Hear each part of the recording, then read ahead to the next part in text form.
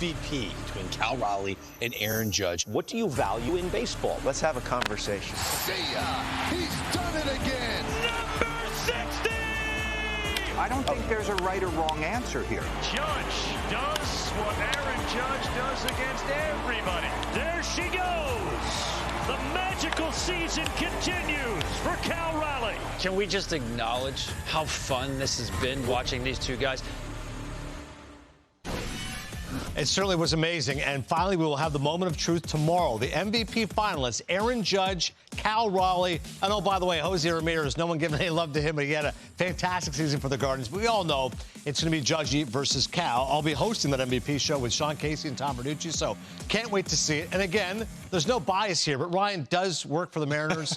He does see Cal Raleigh up close and personal, hangs out with his entourage. Listen, Raleigh had an incredible season, only the seventh player ever to hit 60 home runs, record for a catcher, record for switch hitters. Make the case why Cal Raleigh should be the MVP. Well, you know, you mentioned some of the numbers in regards to the home run numbers. I felt like every night when we were in the booth calling games, there was another milestone that we had to make sure that we covered every night. Then all of a sudden you roll in at 2 o'clock in the afternoon. There he is. He's so involved with so many different elements with this team. And not to mention, too, look, I know there's been enough of a narrative now where enough people have chimed in and said, as a catcher, what he's doing is historical. And there's so much more value there with how he affects different parts of the team. But you got a situation where the Mariners were built on starting pitching coming out of the gates. Yeah. They didn't go out in the offseason and add a whole lot offensively. The offense carried this team the first half of the year, and a big reason why is for Cal Raleigh, the home run rates.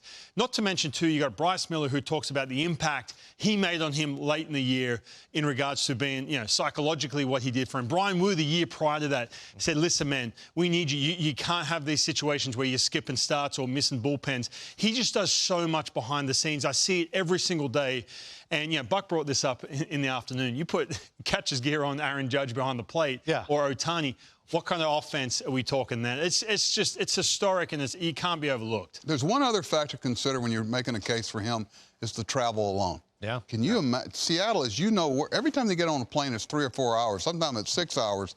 And, you know, I know talking to Pinella years ago, what a challenge that was on the body day in and day out. But this guy, I know Dan Wilson said if I let him, he would catch 162 games. Okay? And he's part of everything, and he takes that on. And also, a switch hitter with numbers very close to the same, left and right, what a skill that is alone. Can throw, maybe win a Gold Glove.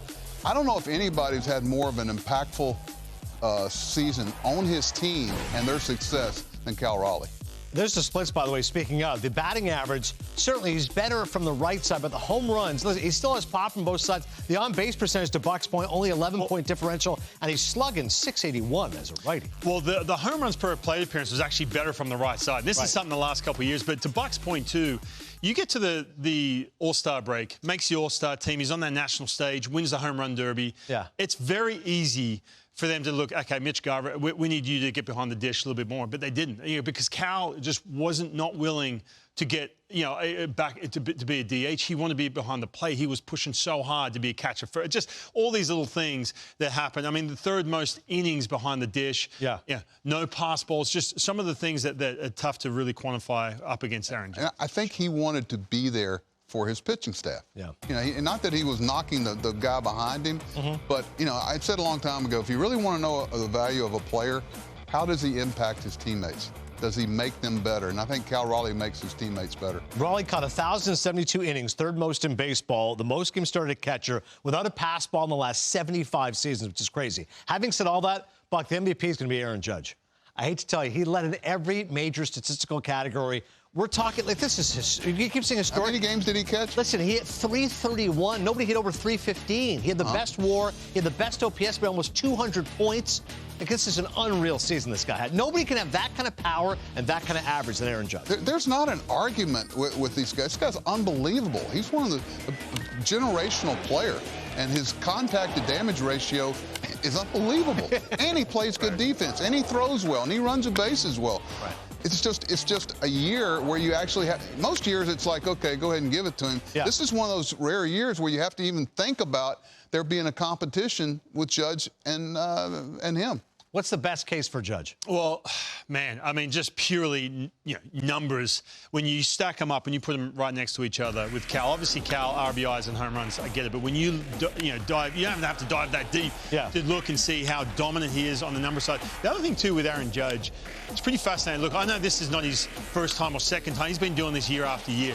You take Juan Soto out of that lineup last year, and all of a sudden, it's a completely different dynamic going into 2025. Yeah. But the numbers are actually better, especially some of the rates and everything else with the on-base and everything around how much he impacts the guys up and down that lineup. It's funny how you think that this protection, they got to have somebody protect him. He proves that wrong. That's a great point because, guys, I found that the anxiety that guys like him create in pitchers, they seem to make more mistakes to them. Yeah. Okay, I can't hang this breaking ball to him. I got to get this here. And the anxiety that guys like Judge create in pitchers, they actually leads to more mistakes. It's a good point. A lot of sleepless nights. One more sleepless night for these guys until we find out who the MVP is.